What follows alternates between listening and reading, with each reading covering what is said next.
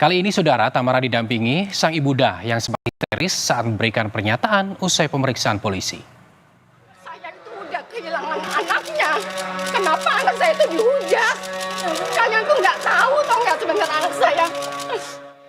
Tangis ibunda Tamara Tiasmara pun pecah saat bersama Tamara mendatangi Polda Metro Jaya 19 Februari 2024. Ia menyayangkan adanya sejumlah hujatan yang ditujukan pada Tamara selepas kepergian Dante.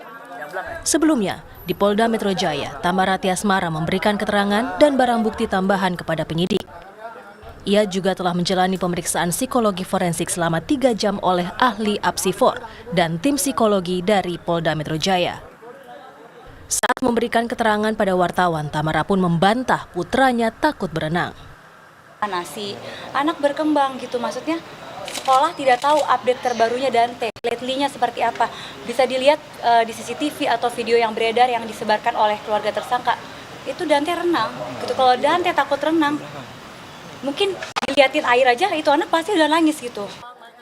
Pernyataan Tamara juga dikuatkan sang ibunda yang juga hadir sebagai saksi dalam kasus kematian Dante.